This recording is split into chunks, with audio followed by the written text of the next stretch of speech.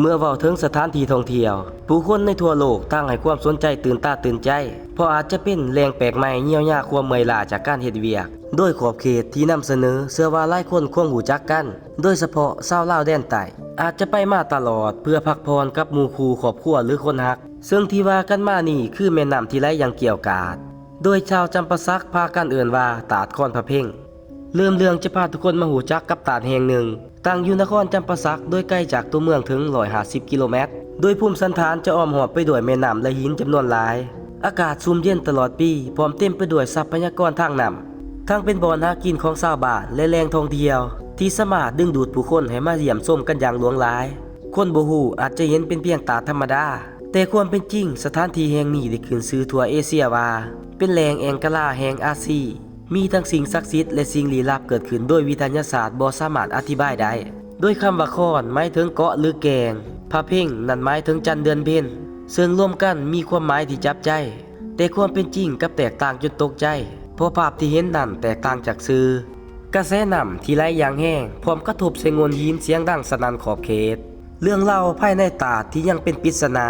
นั่นคือตำนานต้นไม้มณีโคตรที่เท่าทุกมือนี้ก็ท่านมีไผสามารถเล่าประวัติความเป็นมาได้อย่างชัดแจ้งโดยชาวบ้านเชื่อกันว่าเป็นต้นไม้มหัศจรรย์มาแต่อดีตซึ่งในโลกนี้มีเพียงต้นเดียวเท่านั้นอายุของต้นไม้มีการคาดเดาไว้ว่ามาแต่หลายพันปีก่อน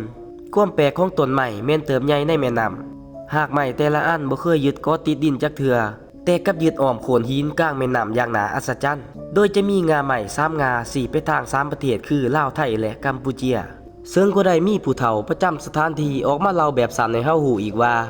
ต้นไม้มณีโคตรเต็มไปด้วยเรื่องราวที่อัศจรรย์เปรียบดังหากไผสามารถกินหมากไม้ได้จะมีอายุยืนยาวพร้อมเต็มไปด้วยกำลังกายเหนือมนุษย์ทั้งปวงส่วนสิ่งที่ชาวบ้านเชื่อต่างเล่าเป็นเสียงจริงจังหากก้นงาไม้สีไผถึกไผแม่นจะเสียสีบส่วนป้ายใหม่แน่ใส่สิ่งใดก็จะฟื้นชีวิตขึ้นมาอย่างอัศจรรย์จนได้ขนานนามว่าต้นสีโตป้ายสีเป็นแต่เหตุการณ์ที่เฮ็ดให้ผู้คนเชื่อสุดใจมาแต่อดีตคือตอนสมัยสงครามถือคุกคามจากศัตรูโดยแสนทุกข์ทรมาน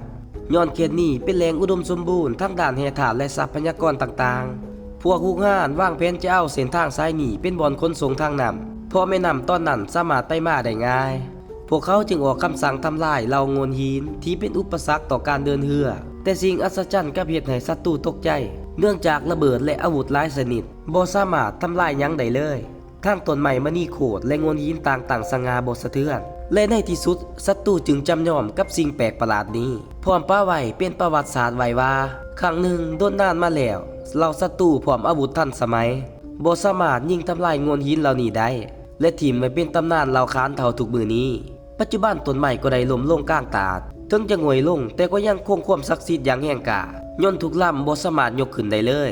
พวกเขาเห็นแนวนั้นต่างพากันเฮ็ดพิธีอยู่หลายมือจนในที่สุดก็สามารถนำขึ้นมาตั้งไว้ให้ผู้คนรับชมและบูชาจบไปแล้วก็ที่มาของตาดคอนพระเพ่งเท่าที่จะสอหูได้ทุกมื้อนี้ก็ถือได้ว่าเป็นแหล่งท่องเที่ยวที่สวยงามของภาคใต้ก็ว่าได้เพราะอ้อมหอบก็เต็มไปด้วยวิวทิวทัศน์ที่แปลกตาล้วนเกิดมาจากธรรมชาติชาวลาวแดนใต้ชื่นชมพร้อมตั้งฉายาให้ว่าไข่มุกแห่งแม่น้ำคองสุดท้ายแต่บ่แม่นคลิปถ่ายสุดอย่าลืมกดติดตามไว้เด้อ